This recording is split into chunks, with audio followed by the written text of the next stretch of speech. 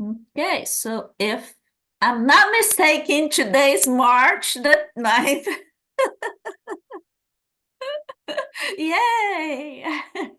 I got it right this time.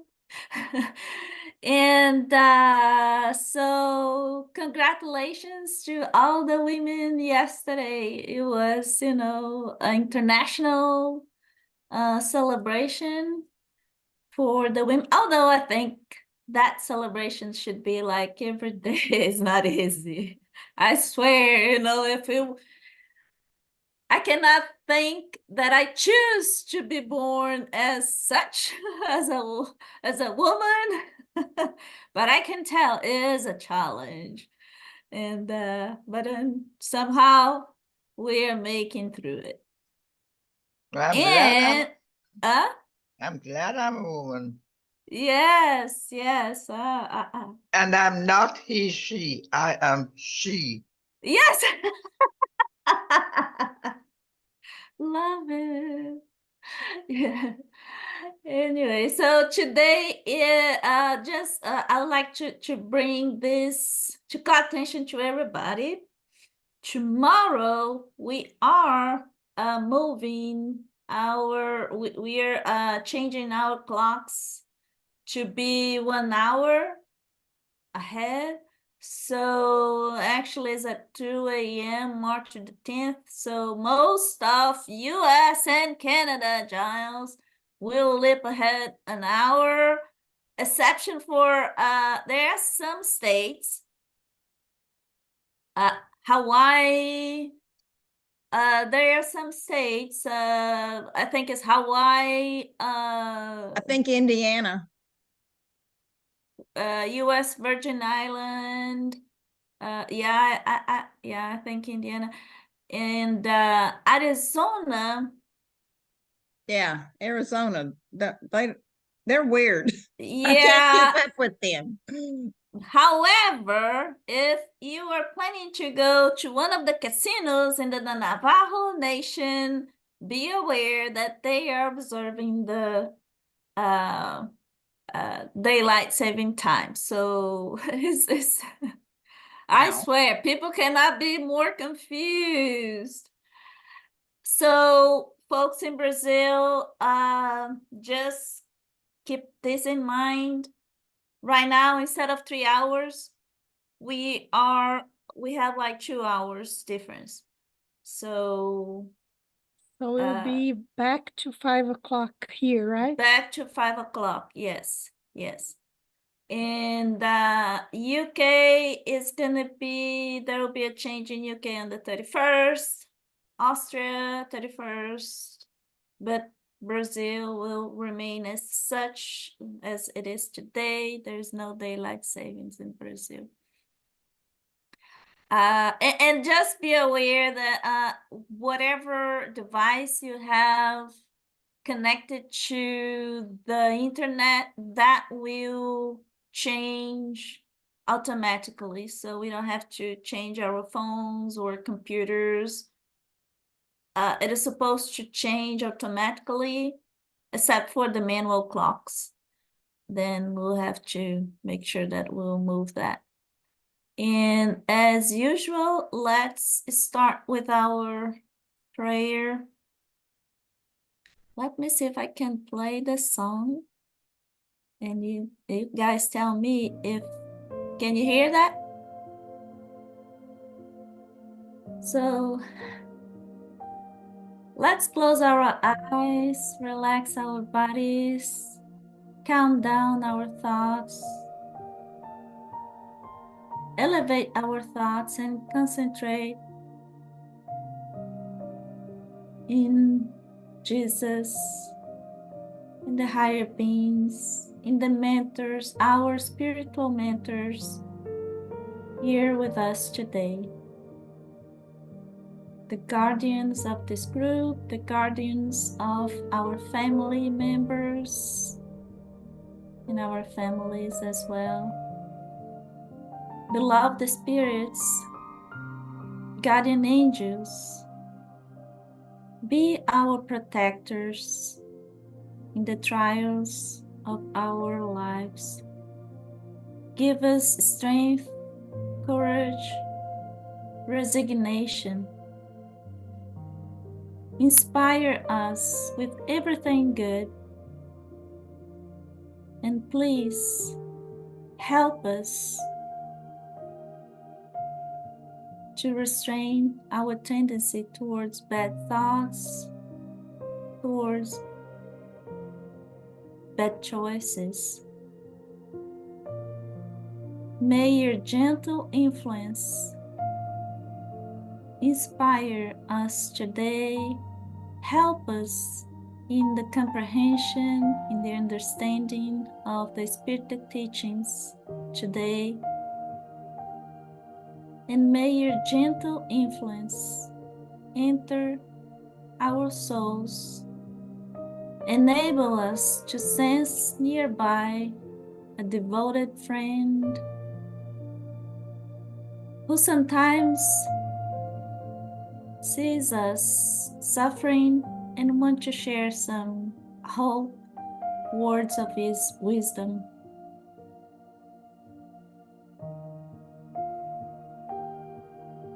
We have need of all your watch care to bear with faith and love the difficult moments that we have ahead of us. So stay with us, be with us every day, every moment, but above all, during those moments that we cannot cope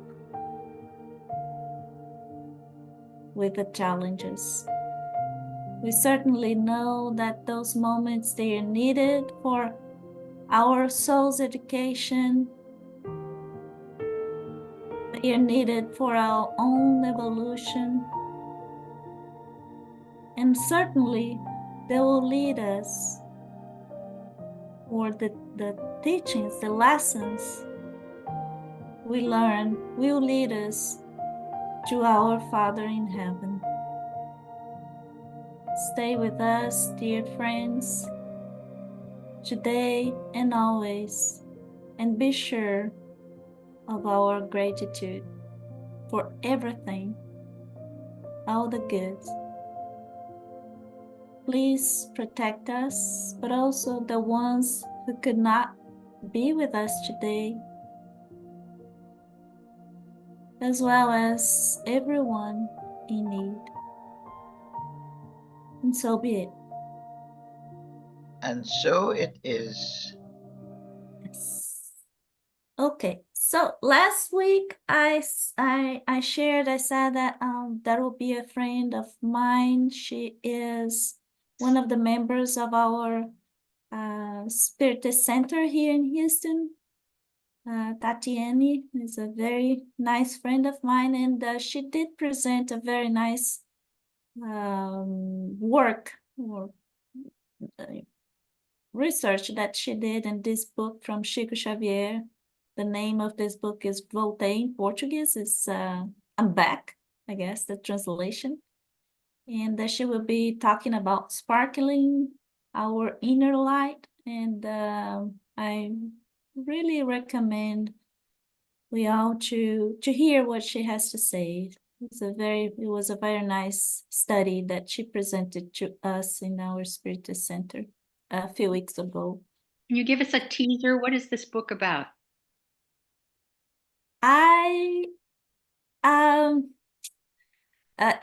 Leda, after this presentation, Leda will be covering a little bit about what this book is what the history behind this book, but basically it is about the life of this guy, Frederick Figner, and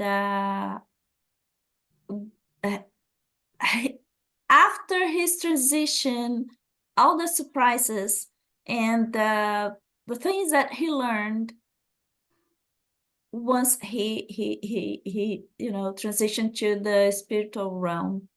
So he was not Brazilian. He was not born in Brazil. He was he was Austriac or I can't remember right now. But he migrated to US, and then over here in US he met with Graham Bell, and then he became aware of the recording equipment. At that time was just starting, you know, the recording equipment, and then he migrated to Brazil, and he became a little, you know, like he became famous because of his machine, recording machine and such. And as that machine evolved, then he founded this recording industry, if you will. It was the first one in Brazil. So he became famous because of that when he was alive. But then after his death, then he came back and he talked to Chico. He told Chico about all the surprises, all the things that he learned. A very interesting book. And Tatiana will talk about a little bit, but later we'll cover a little bit more in depth on this book. It's a very interesting one. And I'm thrilled to say that I was able to convince my cardiologist to come over here and talk to us. After a while, he's Dr. Silva. He's a Brazilian guy, but I think he graduated here in Houston, in the US, not in Houston. I think it was in Washington. But today he is the lead for structural heart disease center at Baylor Medicine Hospital. Very smart guy. He's a medium actually, and I want to say a few years ago we used to have some book readings and studying in his house, in his own house, him and his wife. And one thing that I want to say, it was very nice when we were doing that, because evidently, you know, talking and discussing as a group about the book, we were learning a lot. But I could tell sometimes he was leading the final prayer or the closing prayer, and you could tell when someone was speaking through him. It was beautiful, beautiful prayers, beautiful messages, and he cannot feel anything. It was a pleasure. It was a privilege of us, you know, to hear that he cannot really listen. It was interesting. But I remember as we were studying those studies in those days, sometimes I was able to see the spirits coming and kind of putting a circle, or I don't know, working on this circle around the table where we were, and outside of this circle, a lot of other spirits. And during the studies, I could tell, you know, some different structures or things going on to help those guys outside of the circle. So he never mentioned that, Dr. Silva, he never mentioned that, but certainly I could see him walking in those hospital corridors and a group of spirits, you know, kind of guiding him, because sometimes he was saying it was interesting that I cannot tell exactly how I knew the cause of certain, things that one of my patients was feeling. But anyways, so he is spiritist because his parents they are spiritists, and so he learned spiritism from the beginning. And this is a video, actually, this by no means this is a propaganda from Baylor, but I think it was a very nice introduction of him. So I will play this little video so you can hear from him a little bit of his introduction. My name is Guilherme Silva. I work with Baylor Medicine Cardiology, and I specialize on structural heart disease, which is patients with complex valvular issues and complex coronary disease as well. Well, Baylor Medicine encompasses many specialists, and the communication that happens in between the specialists is what really makes Baylor Medicine unique, is the fact that we're all in one building and we can literally at a text call or text one of the specialists to get an opinion and to direct the patient to the best outcome that they can have. I think at Baylor Medicine we have a unique passion for patient care, where we combine the research, the most advanced techniques that we can have in cardiology in the world, with very sharp clinicians, and that combination and the passion that we have for patient care makes this place very unique to be taken care of. The most important thing that I would like a patient to know about me is that I care about them. I deeply care about my patients. I really get to know them, get to know their families, get to know what they like, because I truly believe that if you don't care for the person as a whole, you cannot care for the heart. You see, so that's a nice thing to say. So and that's exactly what I said. You are going to talk about this to us, He evidently he cannot say, but he does care about what you believe, and he does approach from that perspective as well. So he will be talking to us. It's more like, it's not a presentation, or he's very busy. I didn't ask him to do any research or present to us anything, very complex.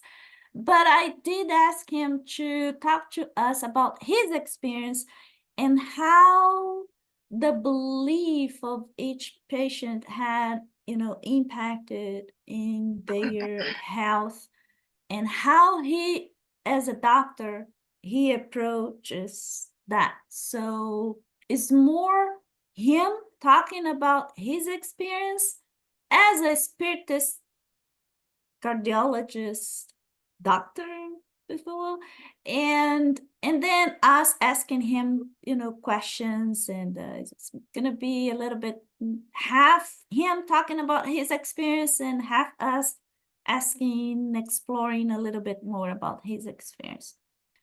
I'm saying here April the 13th, but he didn't confirm that. This is just a save the date. He didn't confirm whether or not 13th is the right date, but certainly it's going to be in April. Oops. Yeah. So that's pretty much what we have. We will again talk about Workers of Eternal Life. The book from Chico is the next one. And okay. And today, we will continue our study with the Spiritist book. And over here, I put a picture of one of the originals. Actually, this is probably a second edition, I guess, because this is from London. This is something in London, so it's not in French. But one thing that I would like to discuss before we go to the questions is about the structure of this book. So we have the introduction, the prolegomena, book 1, 2, 3, 4, and the conclusion. So book 1, first causes, that's what we are studying right now. Book 2, the spirit world or the spiritual realm. Book 3 is about the moral laws. We saw that. And the 4th book is about hope and consolation. But how exactly Kardec put this together, and I'd like to present this so we understand how he came up with the structure of the Spirit's book and how the structure of this book did help him to put together all the other books. So the book number 1, First Causes, chapter 1 to 4. So the beginning of this book number 1 and the beginning of book number 2, the spiritual realm, chapter 1 to 6, is the basis for everything else. So is the core basis, and from there then we have, like, from these two, the beginning of these 2 chapters or books, then he was able to dive a little bit deeper into the spiritual realm, and then he was able to put together the information to continue with the chapter 6 all the way to chapter 11. And as he was putting together, this information about the spiritual realm, so this is, as he went one level deeper, so that was the foundation basis for the medium's book. And so forth. So core basis for the book number 1 and 2, the beginning of these 2 books was the core for continuation of or the work on the book number 3. And the book number 3 is the foundation for gospel according to Spiritism. That talks about moral laws and ethic values, etc. So book number 4, hope and consolation, it is the foundation basis for hell and heaven. And then, like we said many times, the book number 1, 2, 3, they are the foundation basis for the Genesis, the book of Genesis. And the introduction and prolegomena is the foundation basis for what is Spiritism book. But why I have this in green color? Because these 4 books, Mediums, Hell and Heaven, Gospel according to Spiritism, Genesis, and Spirited book, they belong to this 5 Pentateuch. I guess that's how we can say Pentateuch. That's the foundation. That's the main basis for the whole Kardec's work. What is Spiritism is something aside, but the 5 books, Spiritist book, Medium, Hell and Heaven, Gospel according to Spiritism, and Genesis, this is the main, those are the main books. If you don't want to see like an engineer, my mind works this way. So I put it over here as well in another, it's same information but different format. So here it is, Spiritist book, and we have book 1, 2, 3, and 4. Book 1, it talks about God, the creation of the universe, etc., and all the elements of the universe. Book number 2 deals with Spiritism, reincarnations, spiritual life, emancipation, etc. Number 3, moral laws, and number 4, hopes and consolation. So the book number 1 and 2 it is the basis for the book of Genesis. The book number 2 is the basis for the Medium's book.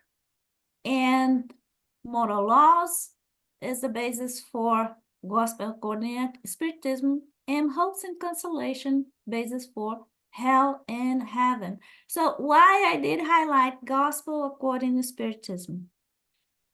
I did highlight that just as a reference to you all, to say that in Brazil, this is the book.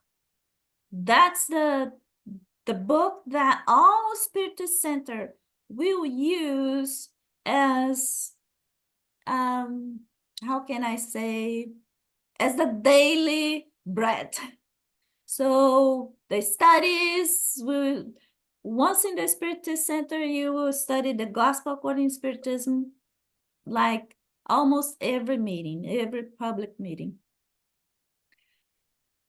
Another thing that I think it was very interesting that I would like to highlight to you guys is, okay, so we know the Spiritist book was the first one that was written. It was written or published in 1857.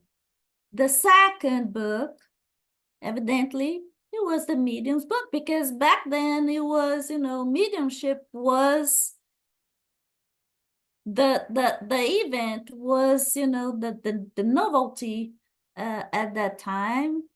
And but as he was working, Kardec was working a little bit more and diving a little bit more and asking and trying to understand what this was all about, he recognized that actually all those messages, they were about moral values, they were about high level teachings from the spirits, trying to once more talk to us about moral values, ethics, etc. So thus, Gospel According to Spiritism was the next book in 1864. And naturally, Hell and Heaven was the following one, because once he realized, okay, so this is about very high level teachings, and with this ultimate goal to actually give us hope and give us some consolation as well. So surprisingly, Genesis was the last one. And I remember when I started, I really wanted to read Genesis, because, everybody's so curious about how this all started, etc., etc. And, but for Kardec, this was not actually the point, right? This was not, we have so many things to do, to be concerned, to worry about, to work on. So Genesis was a plus, right? So it was the last one that he put together, but as a structure, Kardec his mind is very logical. He put, the beginning at the beginning. So that's why book number 1 is about creation, etc. But in reality, the book of Genesis was the very last one that he put together. He did work on, he published.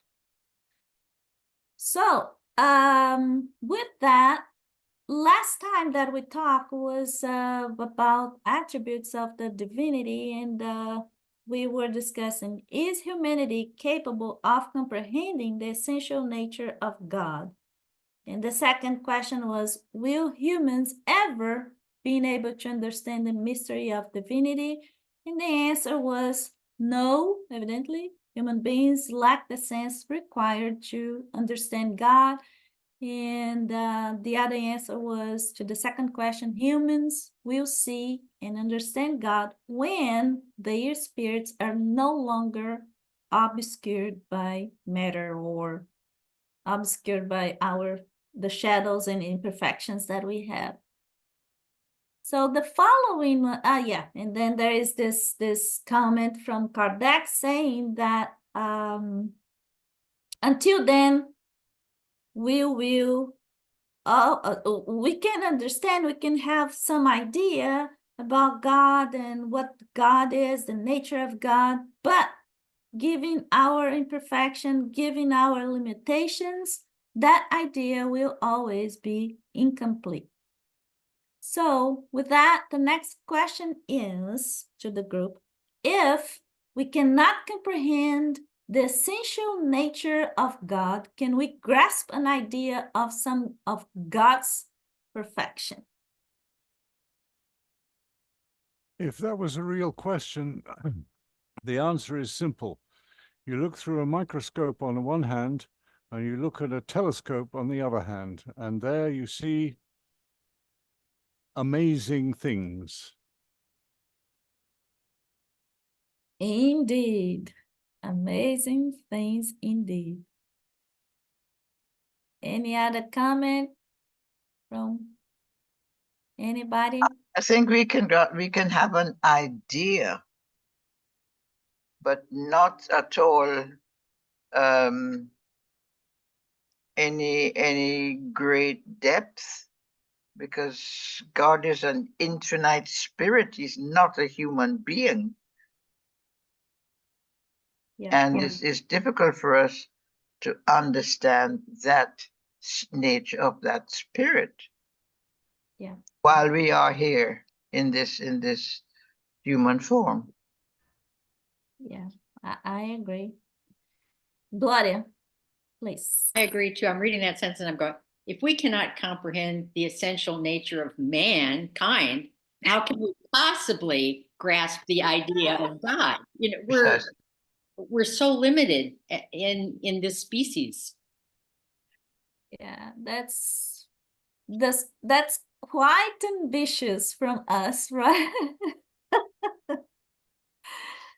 It is. And the answer to the question is very interesting, because it says, can we grasp an idea? Yes, some of them, right? Like what Giles was saying, you know, just look out, you know, and we can see some wonderful things.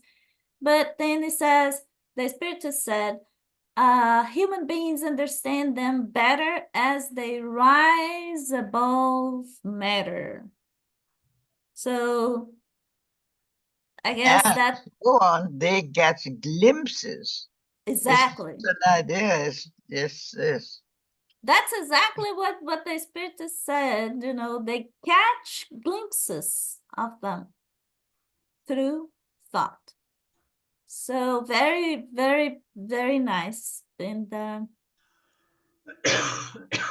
on the next question then is, we say that God is eternal, infinite, unchangeable, immaterial, unique, all-powerful, supremely just and good.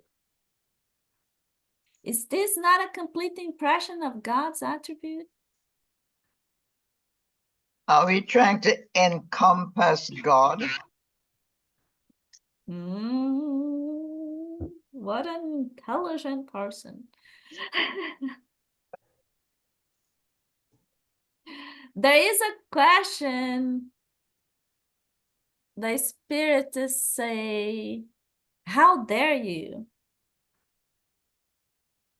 to justify your identity, you know, define God. Carol, please. Yeah, I don't think that we're capable of knowing what the complete impression of God's attributes are. I don't think our minds can comprehend something that big. It is huge. When we think about the highest level of understanding that we have here on earth is through love, right? But we do not know, we do not even know the whole meaning, or we do not know love as God understands, right? So the maximum I can think of is the love between mother and child, because we give life for our children, and but even that is not perfect. It's kind of, you know, limited. So the answer to that question is, so is this not a complete impression of God's attributes? And the answer to the question number 13 is, from your point of view, yes, because you think that you sum up everything in those terms: eternal, infinite, and unchangeable, immaterial, unique, all-powerful, etc. However, you must understand that there are things that transcend the intelligence of even the most intelligent human being, and that your language cannot express. I love this because really, yeah. Reason tells you that God must possess all these qualities in the supreme degree, because if one of them were short or not possessed to an infinite degree, the Creator will not be superior to everything and everyone, and thus would not be God. To be above all things, God must have no variations and must have no conceivable imperfections. So no variations, because God is stable, right? So any comment on that? Yes. My name is Eileen. I'm happy to join you last minute. Welcome. elderly- Welcome thank you. to the board. An elderly lady and I were always get into conversations about God, Mhm. and she had a question, and she's like, hold on a second. Sorry for the interruption. No problem. So we were both discussing, and she had a question. She says, how can I ask God this question and I'll just throw it out there. Mhm. And she says, my mind, I do not understand this. He says, God is there, and he has the angel beside him who wanted to be as high as God, right? In the Catholic religion, I'll Mhm. say. Yeah, yes. And that he threw the angel down to earth. He says, why would God bring such a being, an angel being, into his heaven? And that was her big question. Mhm. And I said, I don't know the answer to that question until we actually are in spirit, and possibly we will get the answer then. And then our wheels begin to think, and I go, how dare I think that he would answer in this way, this superior being who God is. And when I thought about that, it really put a little fear in me, in the sense of, I don't know. We don't know. He is the great I am, Mhm. that we cannot answer for him, but he knows what he does. He knows what he does, and I'll tell you what. Everything that is out there is God's creation, right? Mhm. Everything, including that angel, Mhm. including us, evidently. So how come the evil exists? Is that evil God's creation? Was this some of his plan, and why did he do it? So evidently not. So what we say is evil is actually lack of love. Evil is actually the love, or the love that got sick, terribly sick. Sometimes when we meet in the Spirit Center, sometimes we say that the shadows is actually just the lack of light. Mm. So where there is no light, then there is shadow. So Yes. why God allowed to be that way? We discussed over here in the group about the free will. So God wanted us to learn how to get back home, to get to Him as perfect beings, you know. So, but to do that, He gave us free will. And evidently, with the free will, not understanding exactly as children, not understanding exactly how to deal with the freedom that we have, we bounce back and forth, you know, between good and evil, over and over. And at some point, after thousands of incarnations, we will grasp and learn something, right? Right. And that's the next subject we went to, was the free will, and went into another subject. But anyway, I will stop there. Thank Sorry. you, and welcome to Thank the you. group, and you're most welcome. Maria, please. I think that spiritually, we are like children who do not have the ability to understand the nature of God. It is not just a problem of language, but I think that is a limitation of evolutionary capacity. In the reincarnation's experience as a primitive beings, many years, million years ago, we saw in the moon and in the sun, we saw the presence of God. And nowadays, when we see the sun and the moon, we understand that God is not the sun and the moon. But nowadays, when we listen that God is eternal, infinitive, and immaterial, we have yet the limitations to understand what the spirits said to us about the God. Nowadays, we have limitations.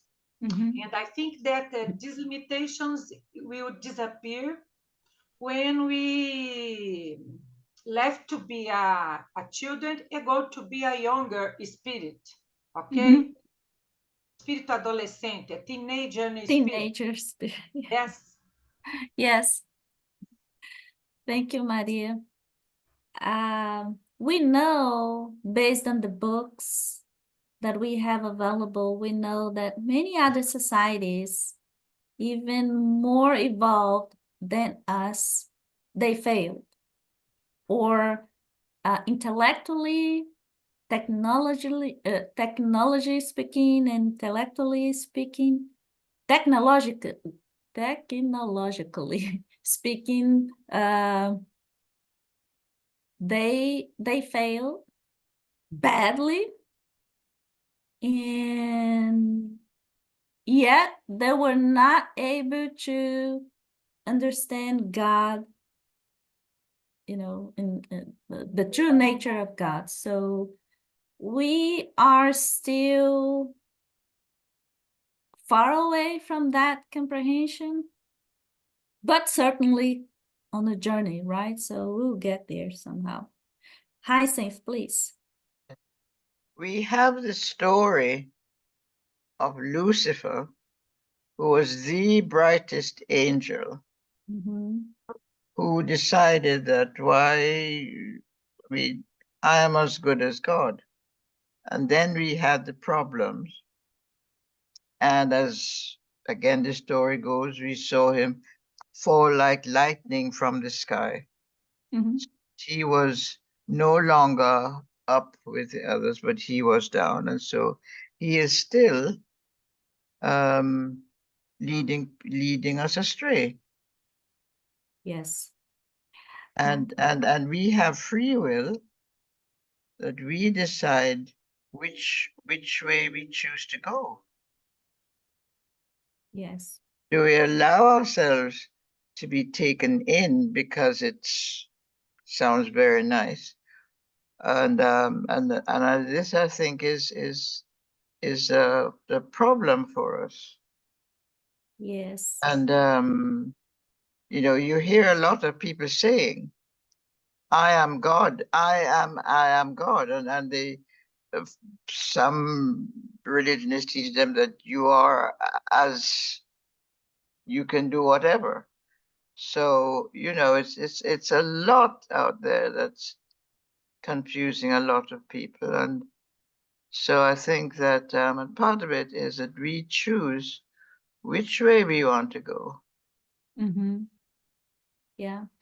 Yeah, I agree. And several of those stories about Lucifer or the creation of the world and the creation of civilization, etc., is nothing but a metaphor to what exactly happened. Like the other day, we were talking in the Spiritus Center about the Eve and Adam and how that was the basis for, evidently at that time, nobody or the prophets, they could not talk about Capella or other civilizations in a different world, and those civilizations, how they destroyed themselves, you know, civilizations way more advanced technologically, and how they destroyed themselves. So thus those stories, but we know how they try to explain to us what to do and what not to do, and you know what the consequences might be depending on our choices. I can no longer accept the creation story as it's told. Yeah. No sense to me. Yep, agree. Carol, please. Yeah, I was going down the road of free will too. I don't know if anybody knows Esther Hicks or not, but she would say, we are so free that we can choose bondage. And I think that the evil path is free will. It is. Just in my opinion. It is. It is free will. It is when you are so ignorant on how to deal with that freedom, right? The best thing I saw about free will was a couple of months ago. I've been looking for it, but failed to find it. It's Jesus making a speech to a crowd, and one of the things he said was that free will is the root of all evil, because Haven't heard that. It Haven't allows heard self. that story. Okay, well, you're hearing it now. And the free will is allows selfishness, and selfishness is the cause of all evil. So there's a bit of humming and hawing from the crowd, and then somebody in the crowd says, so if free will is the root of evil, is there free will in heaven? Sorry, I have to laugh because it's such a silly story. And then Jesus answers, well, yes, no, I'm not sure. That's such a Because obviously glad you free will, accepted the silly story, Giles. free Very will glad. allows, no, it's not a silly story. It raises the question. Free will allows people to be selfish. Selfishness is the cause of most of the evil in the human civilization. And so it's a valid question. Is there free will in heaven? Well, it's quite obvious that heaven is not what we think it is. thank you. Giles, Claudia, please. I just want to say that's not the free will, the root cause of everything, but the ignorance on what can be done with that free will. Gloria, please. Couple of things.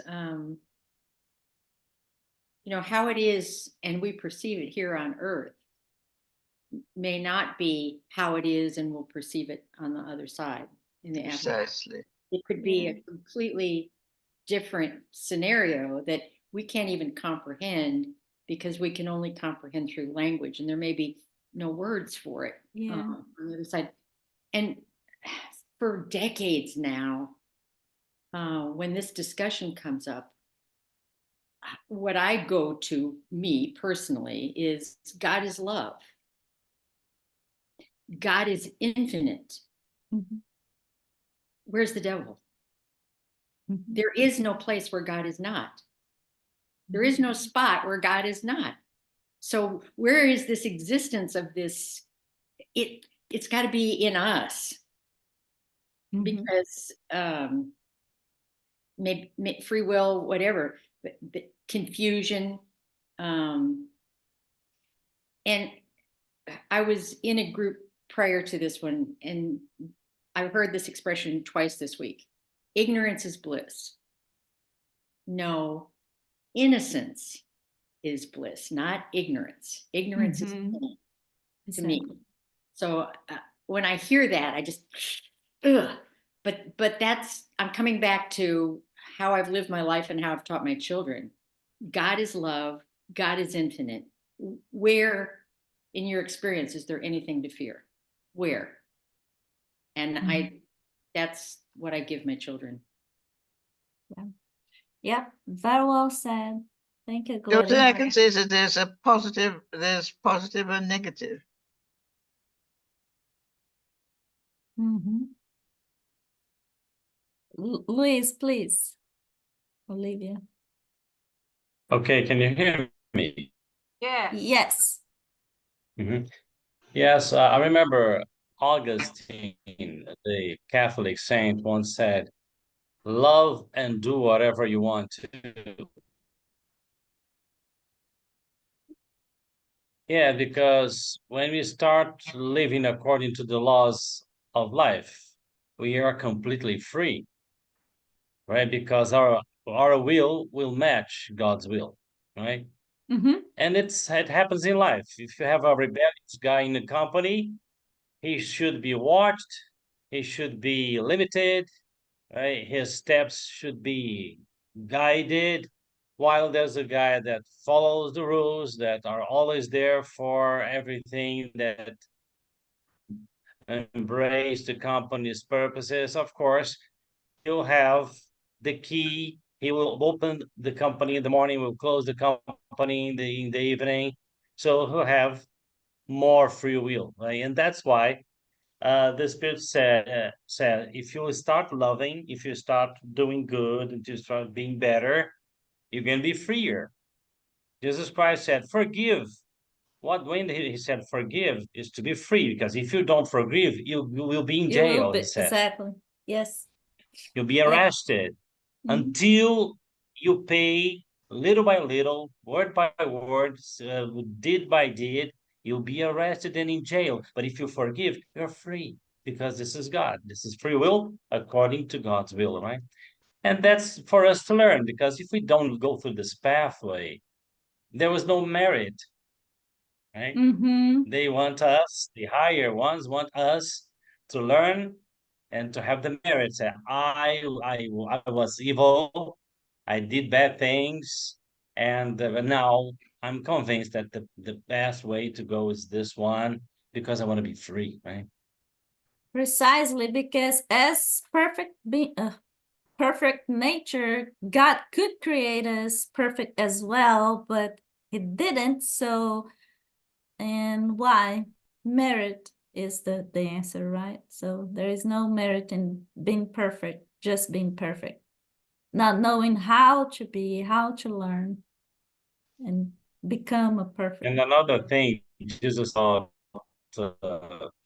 free will, he says that if you are ignorant and you do something wrong, you'll be kind of punished because of that.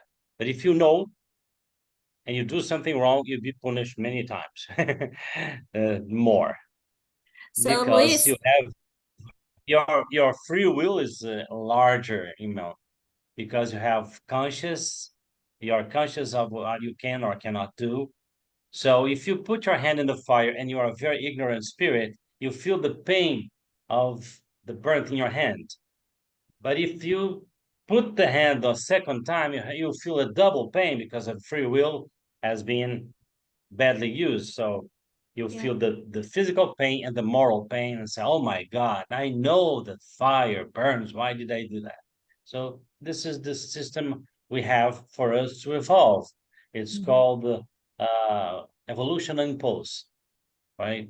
Through free will. yeah. Moral pain. It is the worst one. Yes. Maria, please. Thank you, Luis. Maria, please. Let me see. Okay. Since the beginning of our creation, Since. Since the beginning of our creation, we have been learning the notion of right and wrong according to each level of evolution that we coming in. The law of God has always been and will be in our consciousness. Consciousness.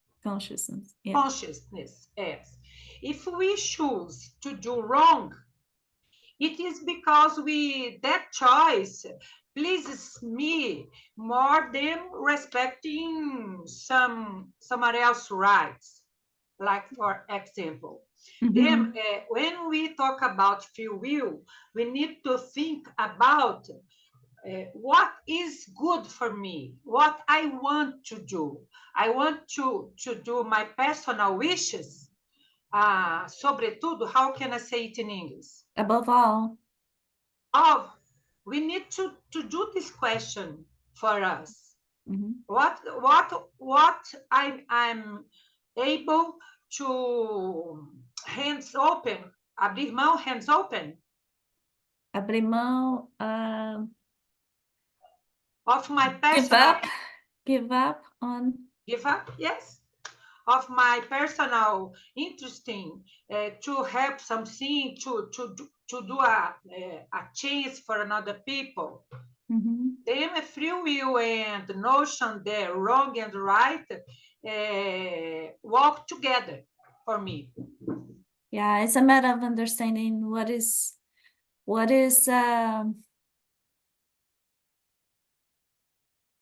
licit for us to do and what is not, right? So yeah, thank you, Maria. And so Luis, since you have a much better voice than mine, would you please read the attributes of divinity according to Spiritist book? So the first one. Okay, God is eternal. If God had a beginning, it either would have had to spring from nothing or have been created by a being that existed before God. This is how we gradually arrive at the idea of infinity and eternity. Yeah, that's one of the comments to the question number 13. God is unchangeable. If God were subject to change, the laws governing the universe would be unstable. Yeah, and that cannot happen. God is immaterial. God's nature is completely different from everything that we call matter. Otherwise, God would not be unchangeable. God would be subject to the transformations of matter. Yep. God is unique. If several gods existed, there would be neither unity in the plans of the universe nor power in its organization. It's organization. An organization. Yes, I couldn't see here. It's worth mentioning, I think, before you move on to the next subject, that matter is made of spirit. The latest quantum physics shows that matter, there is no such thing as a vacuum. that is empty space. Yes. Matter springs in and out of Mhm. existence Mhm. in that space, and some of it remains there and then disappears again. Also, the units that make up atoms are not by any means units. They are quantum particles appearing and disappearing in a very strange way. And this is an ongoing study. And it can only mean, it does mean, that spirit is matter. Therefore, matter is not separate from spirit. Matter is spirit. Yeah, and Yes, that, actually, Charles, there is this question yeah, later that's on what in I this was book. about to say. Yes. And the spirit says something like what you say. So look, to know what is the divisional line between spirit and matter, we cannot tell you. Mhm. So it's something Yeah. like that, indeed, yes. And I Yeah. remember that a journalist called Michael Moyer from Popular Science many years ago, he participated in a quantum physics summit Experiment. somewhere with the best brains about the subject. And one thing he said was exactly what the spirits usually say in the spirits book. He said, well, if you want to explain quantum physics through language, you won't be successful. We use math because it's one way to try to explain something. Mhm. And imagine it's the same thing that the spirits wanted to all the time say, well, lack of language, we cannot explain this. We are living in another dimension, and so on and so forth. A book that was written in 1857, and there is a question about emptiness or vacuum, and then the spirit said there's no such a thing, it's everything Yeah. is populated, right? I remember So I was 15 years old. I was speaking about this. I was making a speech about this, and a physicist put up his hand and said, "This book is wrong. I'm a physicist, and I know the vacuum exists." not Well, anymore. there's something else worth mentioning, which is the second law of physics, which is entropy, which is a really depressing law. But it occurred to me some months ago, and I have to keep saying this because we never seem to accept it, that as matter descends to chaos, further to chaos, so spirit develops. And this, of course, is the point of the universe. As matter descends as entropy increases, that's what it means, then spirit evolves and develops in its wonderful journey of return. Yes, exactly. Okay, I agree. let's continue with the attributes. Okay. God is all powerful because God is unique. Without supreme power, there would be something more powerful than or as powerful as God. The Creator would not have created everything, and those which God had not created would be the work of another God. So it doesn't make sense. God is supremely just and good. The great wisdom of the divine laws is clearly revealed in the smallest and greatest things. This wisdom makes it impossible to doubt God's justice or goodness. Yep. That's what it is. So all the attributes, so eternal, unchangeable, immaterial, Okay. unique, all powerful, and just and good. So those are the attributes of divinity. Now we are going to touch base on the last piece of this section in the book number 1. It's about pantheism. I will not be talking about pantheism and all the gods out there, at the beginning of the civilization, but some of the points that I brought over here for us to discuss, I think is more interesting. So the question is God a distinct being, or as some believe, the result of all the forces and intelligences of the universe combined? This is the last question It's of the day. 64 billion trillion to 1 against, which I think is pretty astronomical in anybody's terms. Numbers, precisions, accuracy. So what we think is a distinct being or a combination of everything? I don't know what spirit is. Yay! God, I like God, your answer. God is spirit. He is not human. I like your answer because that's exactly what I say to someone working with me, and that's exactly what I say when everybody's starting to work with me. I say, it's okay if you do not know the answer to questions that I have or a task that I ask you. It is okay to tell me, I do not know. As long as you keep the attitude of, I do not know, but I will work on it.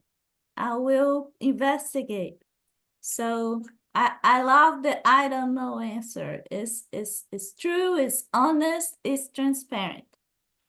So the answer is, if it were the former, God would not be God, because the work of creation would be an effect and not the cause. God cannot be both the cause and the effect. I confess that when I read this answer first time, it took me a while to understand, because in my mind, God was really a combination of the whole creation.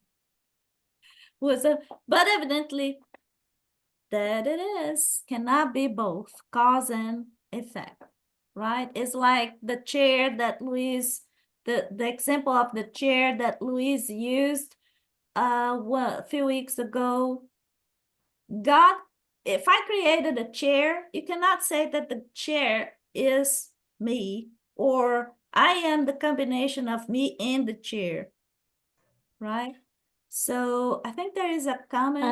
I believe many people make a confusion because sometimes we misunderstand God by his laws, because he created many laws in the universe, and the laws are many, right? And sometimes we think these are God's laws that are bringing people together, they are acting in this or that situation, but the laws are not himself. He created the laws, but the laws act in our lives. Exactly. Yeah. Right? Agree. So there is this also there is another answer to this question, that is, God exists. You cannot doubt this. And that is a crucial point. Do not try to go beyond it. Do not get lost in a labyrinth from which you will never find an exit. Trying to go further will not make you any better. Instead, I love this, it would only increase your pride by causing you to believe that you know something, while in reality you know nothing. I love this. Cast aside all these systems. It's like the spirits, they're saying, like, I'm tired, I'm not gonna go beyond this. You have enough to worry about that. You have enough to worry about that directly affects you. So meaning, come on, guys, focus on what you have to work on yourself, beginning with yourselves. Study your own imperfections so that you may shed them. This will be far more useful to you than any attempt to penetrate the impenetrable. I love this answer. I agree with that. I love. It is easier to know what God is not than what He is. As precisely, exactly. Yeah. And there's Carol. another point in pantheism that if people can believe that if you, when you die, you start getting to just like a drop of water going back to the sea, and you lose your individuality, your consciousness, and you start being a part of God. Well, this is a very, how can I say, a very easy way of thinking that you can have a life in each way you want to. You can be a criminal, you can do bad thing, because when you die, you're going to go back to go. and you're going to go back to the Licentia's way of thinking too. That's why he said, please focus, because otherwise you can, you know, Yeah, to me it's like you the can spirit. derive in many other ways. Yeah, to me it's like the spirits they were saying, you know, case closed, you know. Carol, please. Carol, just before I say that when Stephen Hawking died, you know who Stephen Hawking was? Mm-hmm. I had a little chat with him in my mind. I said, Stephen, you're now beginning to see that you really didn't get it. You thought you knew all the answers, but you didn't really get it. I hope Sorry, he Carol. is awakened. You know, I hope he has the clarity. He has that privilege to learn a little, to see a little bit more. Yes. Thank you. Carol, please. I was just going to say that the answer, amen. That's it. Look, Gloria said something else. Someone gave me this book here. Let's see if you can see this book. Wow, that's awesome. Stephen Hawking. Yeah. Yeah. That's Approached awesome. By Allan Kardec, right? Some people, yeah. Stephen Hawking. So questions by Stephen Hawking's approach by Allan Kardec. It's a book that's been successful here. I'm gonna get it. I'll read it. Very interesting. Yeah. Somebody's telling me now that it's time. Must be chow time. Vladimir hasn't said anything. Olá. Ele quer passear. Yeah, so guys, 4:15, 16 over here in Texas. It was a pleasure to talk to you. So next Saturday we'll continue to talk about this. There are other wonderful questions as well. And I hope you all have a wonderful weekend and a great week ahead of you. So see you next Saturday. Next Saturday is the girl from the Houston Society, isn't it? Oh, yes. Yeah, 16. Next Saturday. Exactly. Yeah, it's Tatiani. Yeah. She will be talking. Anna, I'm so glad to reconnect with you. It just is. And I love this topic because this was like right on the topic that I was having a discussion with this elderly lady whom I just adore and have learned so much. But I'm going to show you a quick picture and then that way you'll know who I am. Yes, ma'am. No kidding. I met you there. Now you probably remember. Yes, I do remember exactly. Yes. I do remember. We were in Arizona. Yes. So it's so good to reconnect with you again. I will see you again. See you next Saturday. Thank you, Anna. Guys, thank you. Everybody be safe. Take care. Take care. Bye-bye.